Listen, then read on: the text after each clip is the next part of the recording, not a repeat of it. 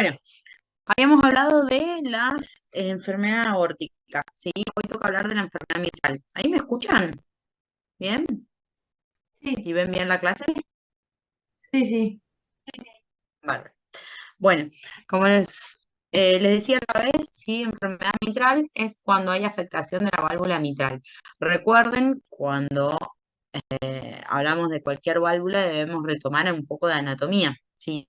Recuerden, el aparato valvular en realidad no es una válvula, sino es un aparato valvular, ¿sí? Que está formada por la válvula en sí, los músculos papilares, el ventrículo, ¿sí? Las cuerdas tendinosas.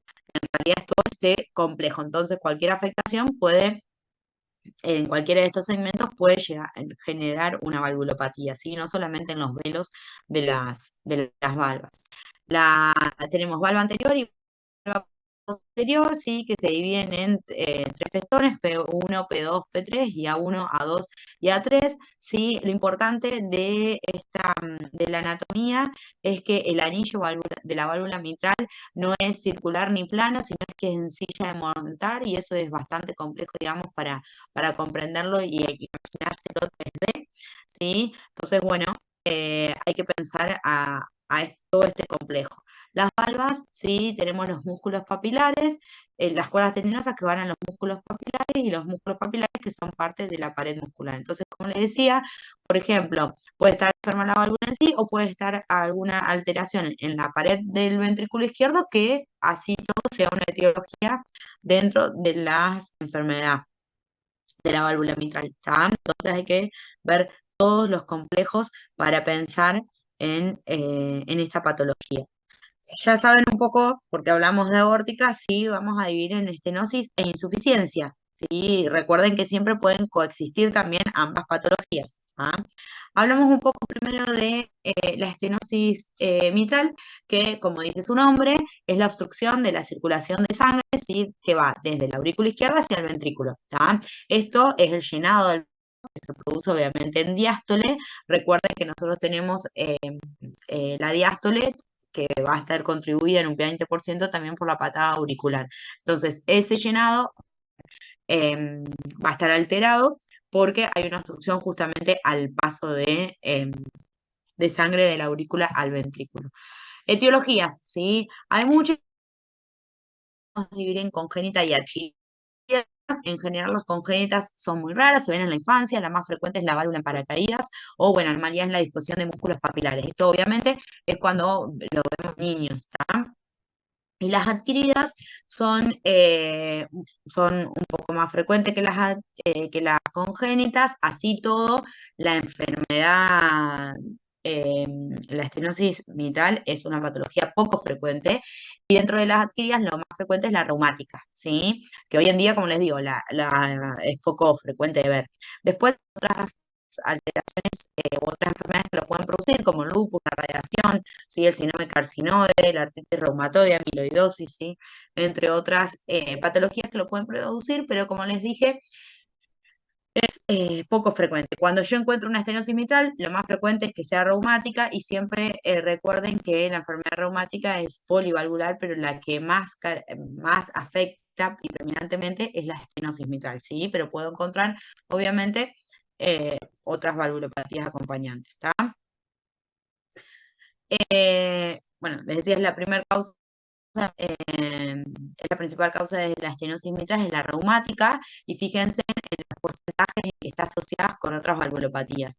En general pueden estar asociadas a la enfermedad de la válvula como estenosis e insuficiencias combinadas, y también se asocian en un porcentaje bastante alto a la afectación aórtica. ¿Se acuerdan cuando habíamos visto aorta? En general siempre va a estar eh, enferma primero la mitral y después la aórtica, ¿está?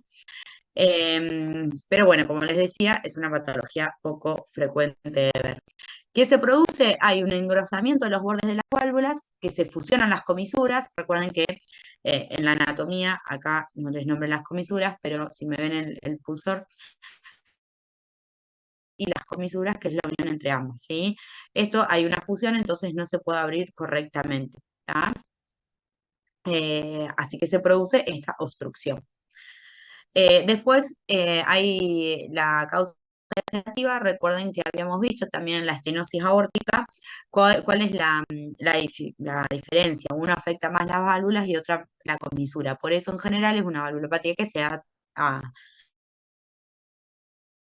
comisuras que las valvas en sí, que lo va a afectar en forma degenerativa, ¿sí?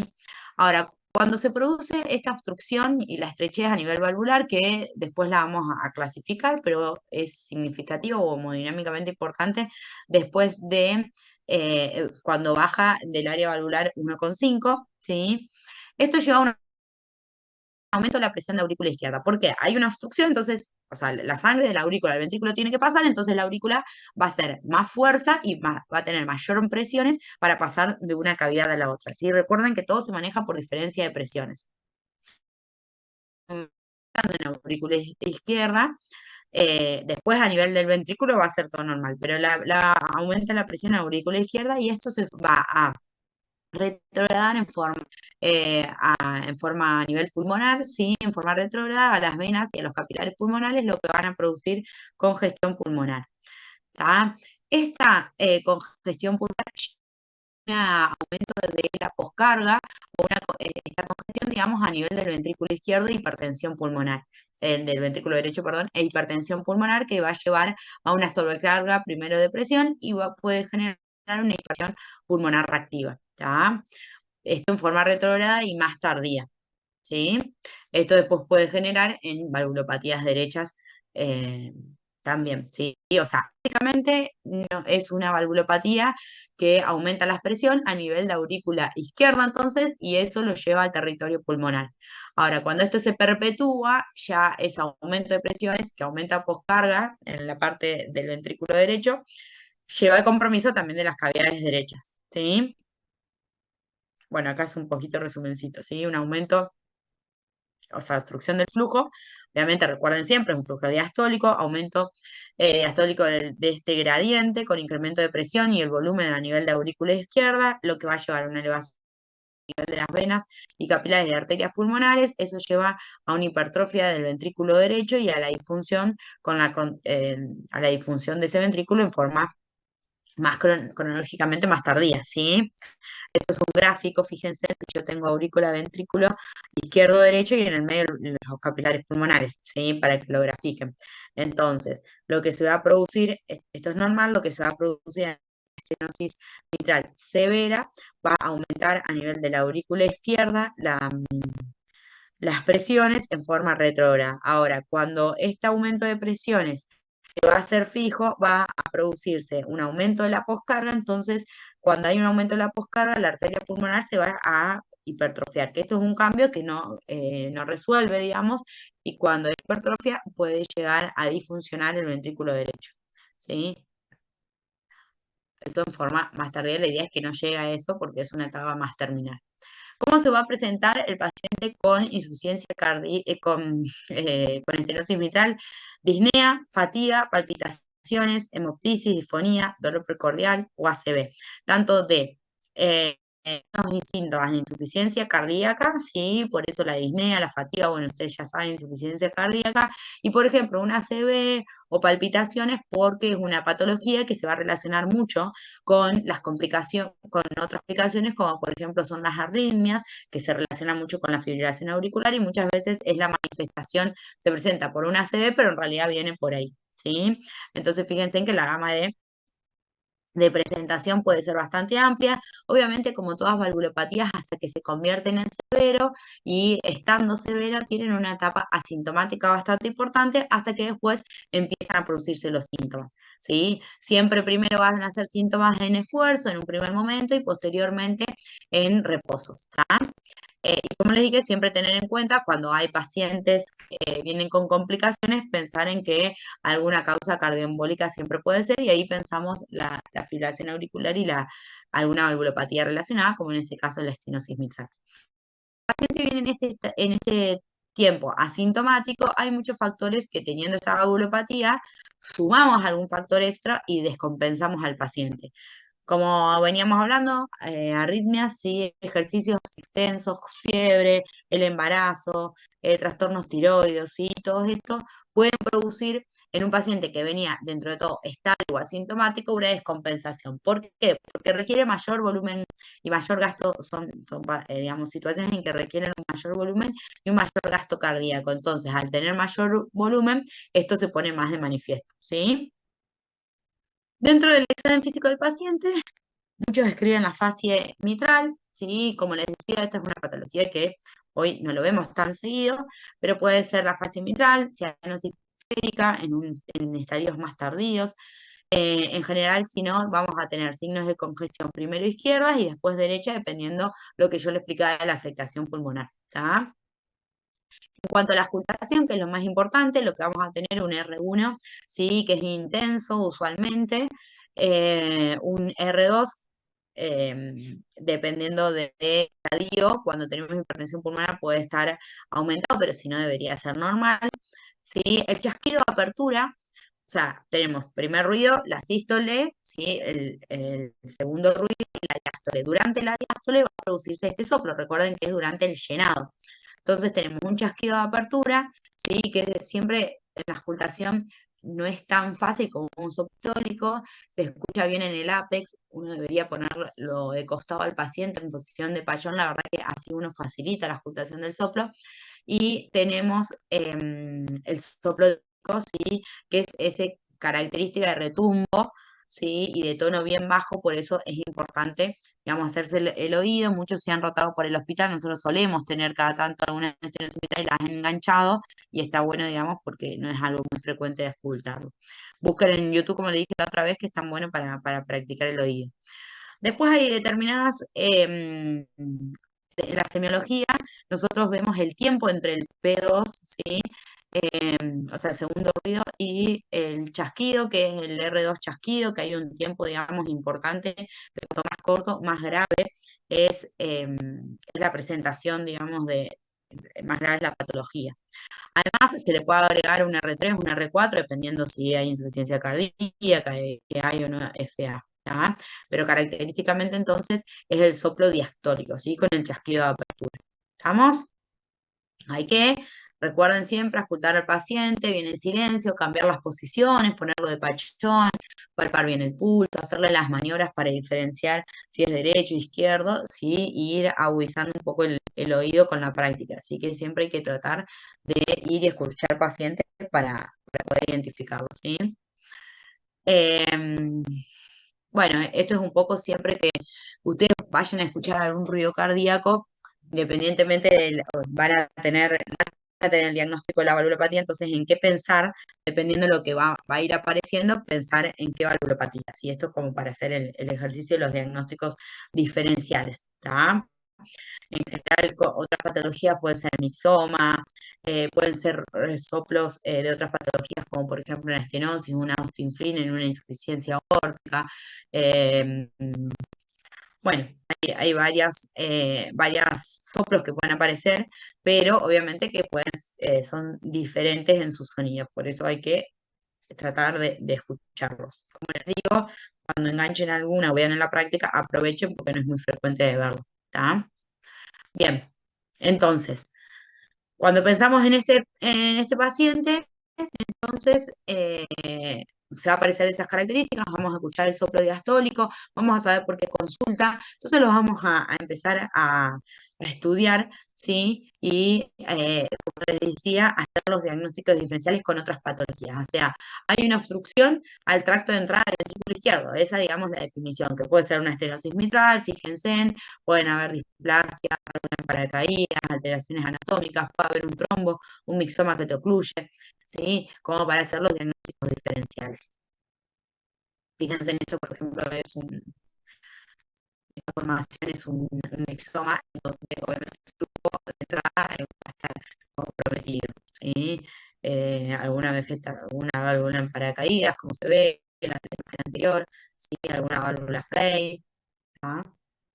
Bien, entonces van a estudiar al paciente, le van a pedir un electrocardiograma, obviamente, si vamos al principio de la fisiopatología, Recuerden entonces que se relaciona con aumentos de presión en la aurícula izquierda. Entonces en el electro va a haber eso. En cuanto a los crecimientos de cavidades, a nivel de la P, vamos a poder ver las alteraciones de la P, que es característico. Entonces va a haber un aumento del voltaje, sí, de elaboración de la onda P.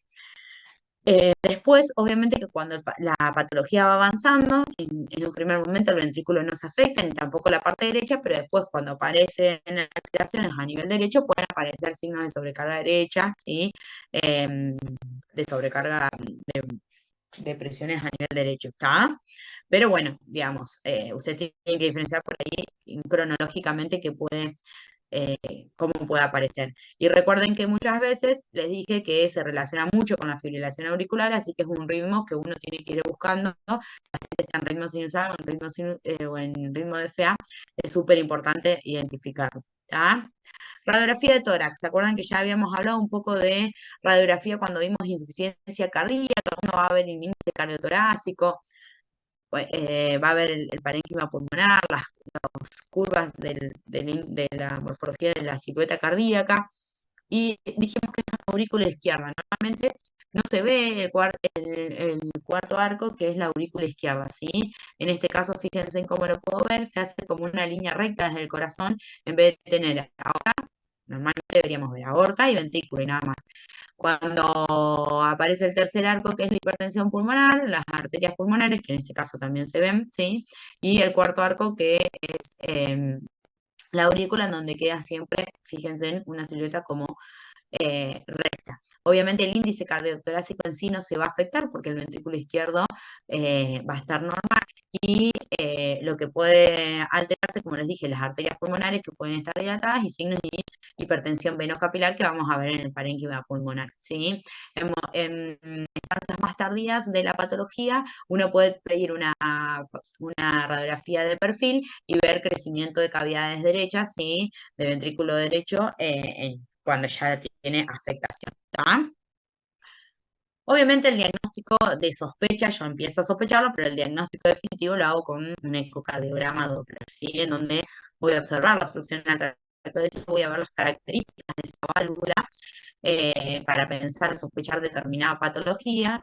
En general, como les decía, la válvula, la más frecuente es la reumática. Entonces, justamente estas características que se abre el domo, ¿sí? Fíjense que se abre la parte de la válvula, como que hace esa pancita, como para decirlo, ¿sí?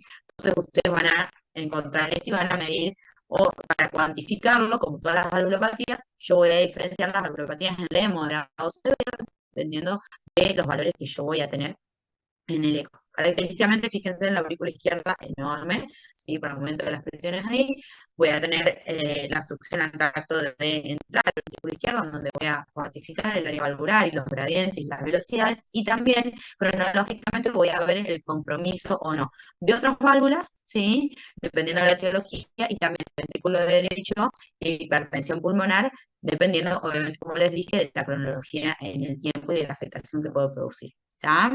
Entonces, en general, fíjense en todo lo que me da el eco, ¿sí? Desde la severidad, la etiología, la cuantificación en el tiempo, ¿sí? Esto es para que vean, digamos, parámetros en el ecocardiograma, que la severidad, voy a ver el gradiente de un lado al otro, ¿sí? Gradiente transvalvular. Voy a estimar, digamos, el área valvular, que se pueden hacer por diferentes técnicas, que es por ecuación de continuidad, tiempo de inmersión, o por el PISA, o por planimetría, que son para cuantificar el área valvular. Como les decía, si uno tiene que dividirlo, es en leve, moderado, severa. Severa es un área valvular menos de 1 a 1,5 es moderada, y más de 1,5 es severa. Ahora, este área valvular, muchas veces para la clínica o para los síntomas, menor de 1,5 ya es el tratamiento, ¿sí? Voy a avanzar en el tratamiento, pero en sí lo separamos como severa menos de 1, ¿está? Esto para que no se confundan. Y obviamente los gradientes son acordes, digamos, más de 10 de gradiente transvalvular, entre 10 y 5, menos de 5 para leve, moderada y severa. Y fíjense en que la presión de arteria pulmonar va a estar elevada en la severa, donde uno ya va a tener compromiso de cavidades derechas, ¿está? Cuando nosotros vemos las válvulas, también lo que vamos a ver, como les dije, que vamos a ver la etiología, el conformismo dinámico, todo el corazón en general, ¿sí? Voy a determinar la anatomía, digamos, de todo el aparato valvular mitral. Como les dije, no solo de las valvas, los músculos papilares, el ventrículo, o sea, todo el aparato, y eso me determina una probabilidad o no de poder realizar el tratamiento efectivo. Que hay diferentes scores, uno de los más conocidos es el score de Wilkin, esto no es para que lo sepan, pero para que sepan, sí que uno evalúa todo esto en el eco. Es decir, que yo, no importa que no sea ecocardiografista, pero si tengo que ir a buscar información en el eco, le tengo que pedir toda esta información, o sea, qué área valvular tiene, qué gradiente transvalvular, cómo está el ventrículo, cómo está la aurícula, cómo están las cavidades derechas, ¿sí? Cómo está todo el aparato subvalvular. Entonces, todas esas cosas a mí me importan un montón para después definir el tratamiento. ¿Tá?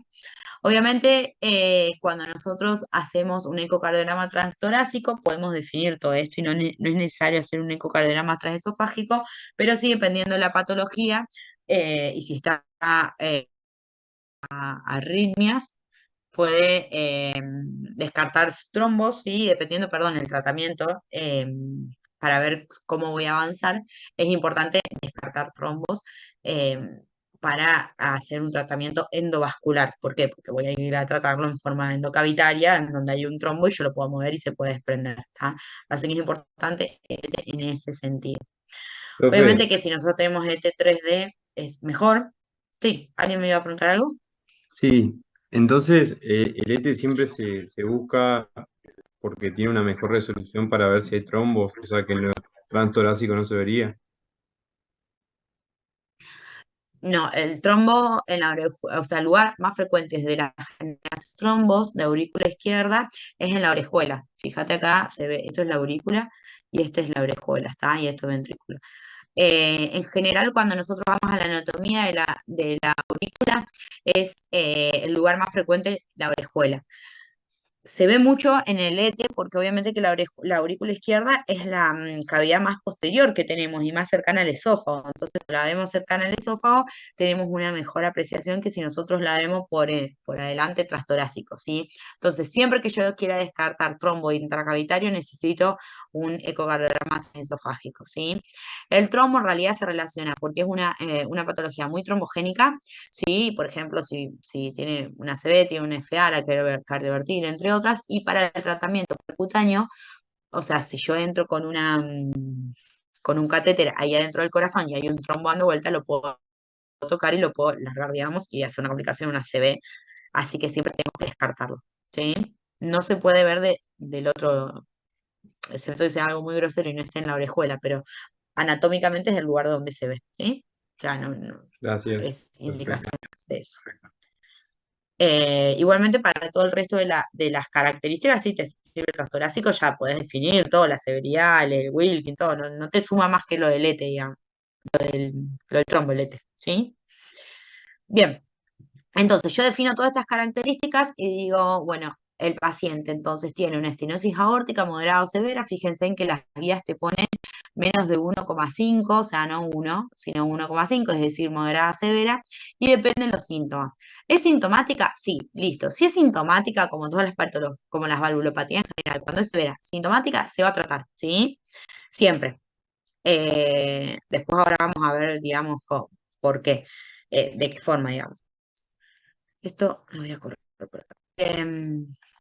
Y cuando el paciente es asintomático, busco otras, digamos, algunos puntos subrogantes como para ir a tratarla. Cuando es sintomática y severa, siempre es o la cirugía, pero hay tipos de cirugía, o sea, siempre en general es una reparación de la válvula, ¿sí? Un recambio valvular. ¿Estamos? En cuanto a esa reparación, o sea, no por cirugía, sino por percutánea, la reparación de esa válvula es por una comisurotomía, ¿está? Entonces la primera opción terapéutica siempre es una comisurotomía y si no se puede, ahí se va a la cirugía abierta, ¿está? La cirugía abierta que es ahí sí, recambio valvular o comisurotomía quirúrgica, ¿está? O reparación. Pero si no, siempre es percutáneo, por eso le decía lo del ET, lo importante que es. Ahora, si no se puede hacer lo percutáneo, sí se va a una cirugía fija. a una cirugía abierta con recambio, ¿tá? Si no tiene contraindicaciones, como le dije, la comisurotomía y excepto que no tenga, anatómicamente no se puede hacer, bueno, como les decía, que es contraindicaciones relativas. Y si el paciente es severa pero está asintomático, voy a buscar. Si el paciente tiene alto riesgo de embolio, descompensación hemodinámica, siempre lo asintomático, recuerden que se chequea con una prueba de esfuerzo, ¿está? Entonces, estas son indicaciones no uno, sino de otro nivel de evidencia, pero se puede también ir a tratar en forma prematura con otros puntos más subrogantes. Pero que les quede claro siempre entonces, un área valvular menos de 1,5, sintomática, entonces comisurotomía percutánea. No se puede de percutáneo, voy a cirugía. ¿Está? Ahora, una válvula severa que es asintomática, voy a buscar que tenga alto riesgo de embolio, descompensación, entonces voy a tratarlo tempranamente, como en líneas generales, por eso está el cuadrito. Em, bueno, estas son las indicaciones de la guía, fíjense, ¿sí? En pacientes sintomáticos con características anatómicas favorables para las comisurotomías. Como les decía, uno ingresa con un catéter, en realidad lo infla dentro de la válvula que está pequeña, lo infla, entonces abre, digamos, la válvula como para que lo entiendan, ¿tá? Eh, Así que bueno, digamos, eso tiene un montón de cosas anatómicas que uno tiene que ver de un estudio de imágenes para programar ese estudio, ese tratamiento, ¿sí? Acá, por ejemplo, se ve, ¿sí? Fíjense en que es como inflar un balón, ahí estaría la válvula, ¿está? Entonces hace presión y eso aumenta el orificio valvular. ¿Se entiende? Más o menos. Y si no, vamos a arreglarla, digamos, en forma quirúrgica o a cambiar la válvula en sí. Como les decía, siempre se trata de arreglarlas y todo porque el aparato valvular mitral siempre es bastante complejo, ¿tá? Entonces siempre tratamos de mantener el aparato valvular. Si hay algunas contraindicaciones, esto para que les quede, ¿sí? Para este tratamiento, bueno, el área sea mayor, que tengan trombos, sí, porque voy a manipular catéteres y prenderlos, que la insuficiencia severa sea moderada o la insuficiencia mitral sea moderada, es decir, que o severa, que sea una enfermedad de la válvula, ¿sí? Porque, bueno, uno tiene riesgo de hacer insuficiencia, entonces si ya tiene insuficiencia, no estaría indicado. Que tenga demasiada calcificación y uno suponga que no va a ser exitosa la comisurotomía, ¿sí? Que, bueno, no sea la etiología, esto en general son en las reumáticas, si el paciente no tiene fusión de las comisuras y tiene alguna otra cosa o alguna otra etiología, obviamente que no le va a funcionar.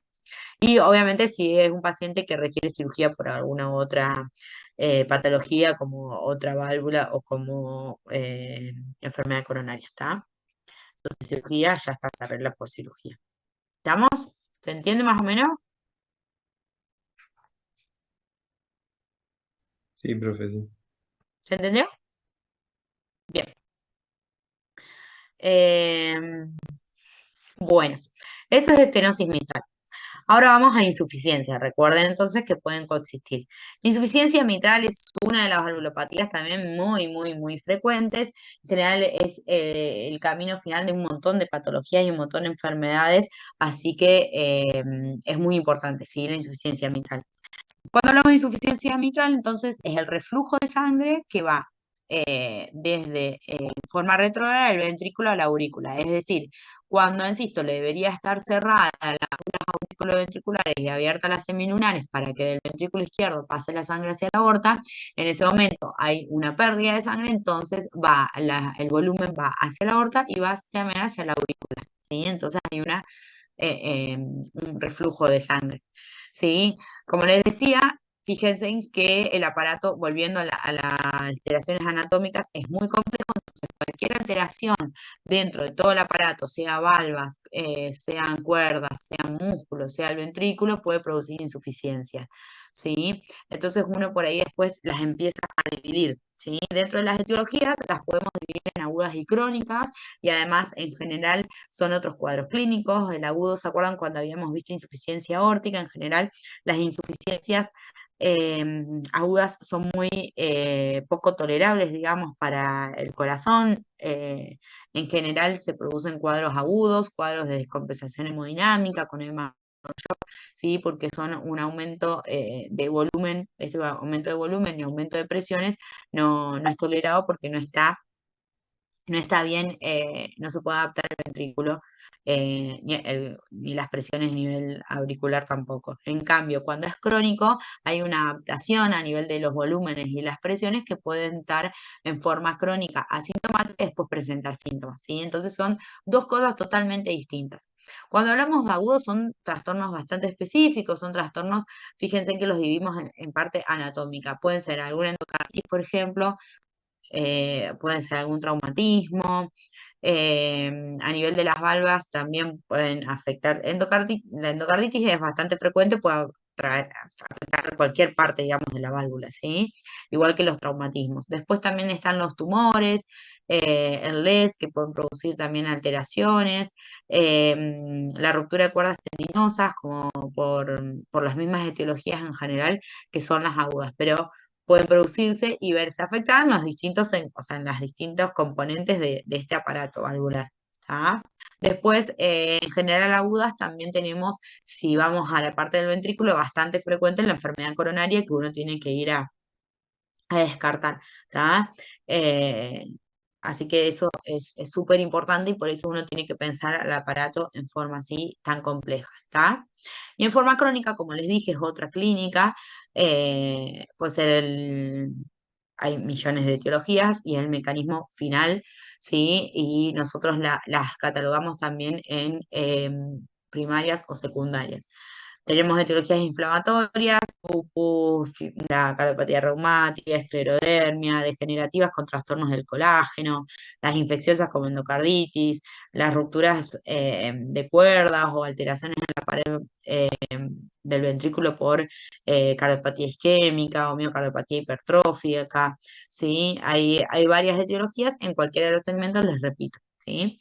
Y bueno, también hay congénitas, además de las adquiridas, que pueden producirse como hendiduras, que son los cleft mitral, esto se ve por ahí en los pacientes más jóvenes, o bueno, siempre más jóvenes, digamos.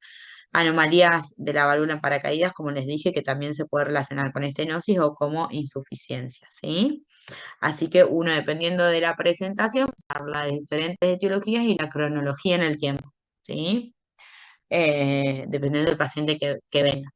Si dijimos que se pueden dividir entonces en orgánicas y funcionales, dependiendo de la etiología, se afecta principalmente a las valvas, a qué sector del aparato, o si a nivel del ventrículo, más que todo, como para diferenciarlas groseramente, ¿sí? En general, las funciones son secundarias a isquémicas, a miocardopatías hipertróficas dilatadas, a hipertensión, a todas las patologías que pueden afectar la arquitectura del ventrículo, lo cual va a afectar, obviamente, indirectamente al músculo papilar y a al aparato valvular. En cambio, las orgánicas son aquellas que afectan principalmente a válvula, como endocarditis, mixomas, las congénitas que habíamos visto, el síndrome carcinoide, ¿sí? Entonces uno va a ir pensando, obviamente, dependiendo de la frecuencia y el contexto clínico del paciente en una o en la otra. Nosotros tenemos formas de clasificarlo, que es la clasificación de Carpentier, que depende justamente de todo esto que veníamos hablando, qué tipo de movilidad tienen las valvas y el resto del ventrículo, ¿está? Así que, eh, no sé, o sea, es un poco engorrosa, no se vuelvan locos con esto, sí, pero fíjense en que puede haber insuficiencia mitral severa, y que las válvulas sean normales, que haya dilatación del anillo, entonces no pueden coaptar porque se dilató el anillo, hendiduras de las válvulas, etcétera, pero que se mueven bien, ¿tá? Después puede haber una movilidad excesiva, por ejemplo, que haya ruptura, que haya elongación o degeneración mixomatosa, enfermedades degenerativas o del colágeno, sí, que es muy frecuente en cuanto a la movilidad exagerada. Después tenemos de tipo 3, en donde hay movilidad restringida, que se divide en A y B, depende si es una retracción o un desplazamiento, que esto también me hace pensar en determinadas patologías. En general tenemos que ver mucho con la cardiopatía isquémica y la dilatada, el tipo B, y el tipo A más que todo con enfermedades, otro tipo de enfermedades que afectan al ventrículo en forma más simétrica que asimétrica como las otras, ¿está? No se enrosquen, digamos, es para que sepan cuando hablamos de clasificación de Carpenter a qué nos estamos hablando. Acá un poco yo se las desglosé un poco mejor en el eco, en donde nosotros vemos este mecanismo y dependiendo de los exámenes complementarios nosotros podemos sospechar qué etiología es, porque obviamente si uno, si bien la sospecha, con las imágenes, dependiendo de la movilidad y la anatomía, que uno, o sea, la imagen te muestra la anatomía de la válvula y que se produce, entonces uno puede ir sospechando una u otra patología y cerrando el diagnóstico, ¿está? No los confundir, pero bueno, es importante que sepan que existe esta clasificación y que dentro del abanico de posibilidades que me pueda afectar la válvula, por lo complejo que es el aparato valvular mitral, ¿sí? Hay que sospecharla y ir a ver todo, ¿sí? No ir a ver solamente las valvas, sino todo el aparato, ¿sí? Eso para que le quede bien el concepto. El examen, básicamente el paciente, el diagnóstico va a ser con ecocardiograma, como les decía, ver la anatomía valvular, ¿tá? Entonces, vamos a ver la severidad de la valvulopatía, por qué, la etiología, la repercusión hemodinámica que tiene, ¿sí? A nivel del ventrículo, de las presiones, a nivel pulmonar, ¿sí? Si hay patologías asociadas o no, si hay otras valvulopatías, la función del ventrículo izquierdo, si está deteriorada, si no, si hay trastornos segmentarios para pensar en isquémica o no. Sí, también me hace pensar en la etiología y en la cronología, dependiendo la clínica del paciente, ¿sí? Y como toda valvulopatía, esto lo voy a clasificar en leve, moderada, severa, ¿sí? También por los métodos de imágenes, ¿está? Siempre es importante, y toda la valvulopatía que nosotros hablamos de las severas, ¿sí? En donde vamos a tener un montón de criterios anatómicos, entonces uno diferencia también, además em, de la severidad, todas estas alteraciones y la estructura que tiene el corazón para sospechar todo esto. Como les dije, fíjense, no es lo mismo un paciente agudo que crónico. El paciente agudo que se va a presentar clínicamente con un edema agudo de pulmón descompensado, eh, muchas veces en cuanto a la semiología del soplo, de las características, es muy difícil observarlo porque es un paciente descompensado con alta frecuencia cardíaca, ¿sí? Y también el diagnóstico en general va a ser los métodos de imágenes. En cambio, en la crónica, uno sí, todo, es mucho más rica la semiología y va a poder, digamos, determinar el diagnóstico final con los métodos complementarios, pero lo va a ir sospechando en la clínica, ¿está? Eh, tanto por transtorácico o transesofágico. También estas patologías, igual el diagnóstico general es con transtorácico, digamos, un diagnóstico. No necesitamos otra etiología, digamos. Acá son algunos ejemplos, digamos, para que ustedes vayan viendo y sospechen uno o no. Lo que les decía, esto es un poco más de cosas, lo voy a pasar porque no, si no los voy a ir mezclando. En cuanto a la semiología, perdón, puse acá, no sé si me pasó la diapositiva, por eso la estoy buscando. Entonces, uno va a dividir esto de agudo o crónico. El agudo, entonces, el soplo de la estenosis mitral, como les dije, un paciente descompensado, hemodinámicamente inestable, que va a tener en la auscultación un soplo muy leve y muy cortito, ¿sí? Un soplo sistólico que es romboidal descendente. ¿Por qué? Porque recuerden que los soplos son diferencias de presiones. Como el ventrículo no está adaptado a esa sobrecarga de volumen que lleva a una sobrecarga de presiones, va a llevar a mucho más rápido, por ende no va a ser tan significativo el soplo. Pero sí, obviamente el paciente está súper grave. Entonces, por ahí es muy difícil, siempre hay que sospecharlo porque la clínica es muy difícil. En cambio, cuando nosotros tenemos una insuficiencia en forma crónica, en general es un soplo o los sistólicos, sí, que me ocupa toda la sístole,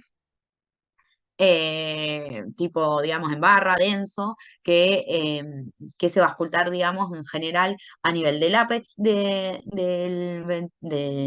ápex en el cuarto espacio intercostal y se irradia hacia axila, ¿sí? Algunos semiólogos lo que pueden irradiarse es a la espalda o axila, dependiendo a dónde va el chorro de regurgitación, pero bueno, en general hacia la axila. ¿Tá? Acompañado de esto puede haber R3, R4, sí, siempre es importante, digamos, verlo y contextualizarlo. Al siempre va a tener un periodo de latencia asintomático de mucho más tiempo y uno puede escuchar el soplo en general de una insuficiencia moderada, leve. Muchas veces son fenómenos acústicos que se pueden escuchar sin ser severos, ¿está? Pero bueno, digamos, siempre uno tiene que ir sospechándolo y controlándolo.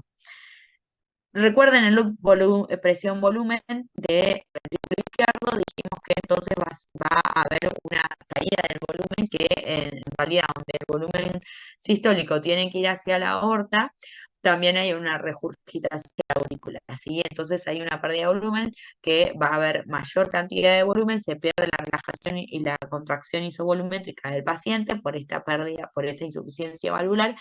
Entonces sepan cómo se va modificando, digamos, cómo se va modificando el loop, ¿sí? A nivel tanto de cavidad de ventrículo y de aurícula, ¿sí?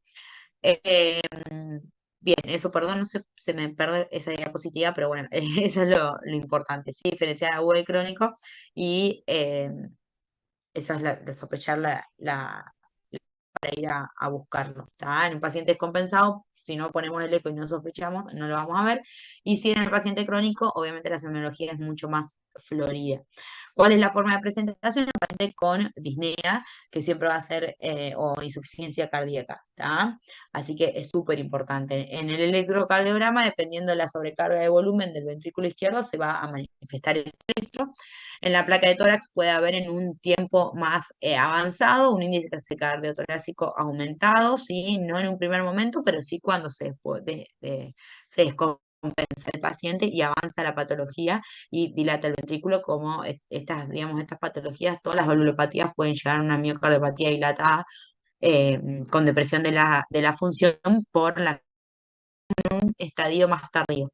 Si yo voy a la valvulopatía sola, digamos, aislada, debería decir, bueno, es una sobrecarga de presión de volumen de esta cavidad o de la otra, ¿sí? Para que ustedes no se mezclen y no se pierdan, ¿sí? Después, bueno, puede evolucionar, obviamente, por su evolución natural y la historia natural, a la alteración de las cavidades, ¿está?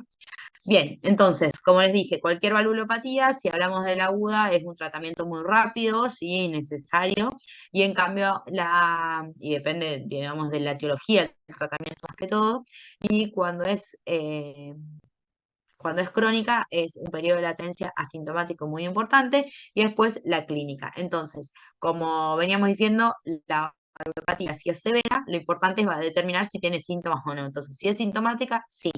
Bien, ese paciente sintomático, ¿qué riesgo operatorio tiene? ¿Por qué? Para ir y tratarla. Si es de alto riesgo o no se puede operar. Si el paciente se puede operar tranquilamente, lo que voy a hacer es ir a repararle esa válvula. Recuerden que siempre es la reparación valvular, es mejor por lo complejo que es el aparato mitral que el recambio. Y si no, vamos a un recambio valvular que pueden ser, como siempre charlamos, dos opciones que puede ser biológica o puede ser mecánica, ¿sí? Ahora, el paciente es inoperable, lo que yo puedo ver otras opciones que son los dispositivos borde a borde, pero es un poquito más avanzado y no es algo que hoy en día hagamos tanto, si es una opción terapéutica. Pero entonces el concepto es una insuficiencia mitral severa, sintomática, una reparación valvular quirúrgica, ¿sí? Y si no, un recambio valvular. Si el paciente es asintomático, entonces voy a buscar otros puntos más irrelevantes que si afecta la fracción de eyección, menos del 60%, fíjense en que en aorta era 50, como es una sobrecarga de volumen, en realidad hay una fracción de eyección súper normal, en una insuficiencia mitral, entonces el valor de corte es de 60. Y el diámetro de fin de sístole de mayor de 40. Si es así, también lo voy a operar. Si está eso bien, pero tiene FA y una PSAP más del 50, también son otros puntos para ir a tratarlo, ¿sí? Entonces, obviamente estas son indicaciones con menos nivel de evidencia. ¿Tá? Pero entonces, claramente, pacientes sintomáticos, reparación. Y asintomático, miro otros puntos subrogantes. Como les decía, cuando el paciente es inoperable o depende, es inoperable, yo puedo hacer la reparación borde, ¿está? Esto siempre hablando entonces de crónica y de valvulopatías primarias, ¿sí? Que hay una afectación de la válvula, ¿estamos? ¿Se acuerdan que las habíamos dividido en primarias o funcionales, o sea, secundarias funcionales? Así que esto en general, lo que voy a acercar con estos dispositivos son los dispositivos de borde a borde, que básicamente es como un clip que como las válvulas no anda el video, pero bueno, no se cierran, yo le pongo como un clip en el medio, entonces le disminuyo el orificio de regurgitación de la insuficiencia mitral. ¿Tá? Pero bueno, no es algo que hagamos todos los días. Sepan que existe y nada más. ¿Tá? Así que fíjense, acá digamos están los niveles de evidencia, ¿sí? En aquellos pacientes que entonces la reparación siempre, fíjense, mejor siempre la reparación, y está indicada para pacientes sintomáticos que sean operables, ¿está? Y si no, en los que tienen menos de la fracción de eyección deprimida o el fin de diástole, fin de sístole mayor de 40. Después las otras indicaciones, fíjense en que tienen un nivel de evidencia más bajo, ¿sí? Ustedes no pueden no saber las uno, que les quede claro. Entonces eso hablando de valvulopatías primarias. Después, en general, tenemos un montón de insuficiencias mitrales que son secundarias, también son crónicas, que es importante, digamos, determinar cuándo es el momento adecuado también de tratarla. Sabemos que es secundaria a algo, ¿sí? A algún trastorno en el resto, ya sea en el anillo, en el ventrículo, en la aurícula, ¿sí? Que uno va a afectar, pero no es directamente de las valvas. Entonces, hay que determinar si este paciente primero son síntomas, que está basado en esa patología o no, porque, por ejemplo, tengo una miocardiopatía dilatada, isquémico necrótica y tiene alteración de la válvula y una insuficiencia mitral. Bueno, los síntomas están dados por las dos cosas. ¿Qué beneficio más le va a traer o no tratar esa válvula? ¿Está? Entonces es importante siempre determinar esto y ver si con el tratamiento adecuado de la patología de base no mejora. Si el paciente no mejora a pesar del tratamiento de esta patología, que es la principal causa, ahí sí lo que se puede hacer es el tratamiento de la válvula, pero con un nivel de evidencia mucho más bajo, no como la primaria. Esto es como las secundarias, ¿está? Sino en general lo que se hace a estos pacientes es tratar el tratamiento, resolverle todos y dispositivos borde a borde, y lo importante es ver la fracción de eyección y cuando está el paciente, digamos, la fracción menos del 30% es un paciente ya casi tratado para las cirugías, ¿está? En este caso cuando es secundario, ¿sí? El nivel de evidencia, obviamente, como les decía, es diferente. Realmente lo voy a tratar si va a otra cirugía, ¿sí? Fíjense, si va a otra cirugía cardíaca, digamos, en el momento de tratarlo, pero si no, per se, no se va a tratar, digamos, a la insuficiencia que sea secundaria, si no se trata la patología que la está causando. ¿Estamos? ¿Me siguieron por ahí o las mezclo mucho con el tratamiento?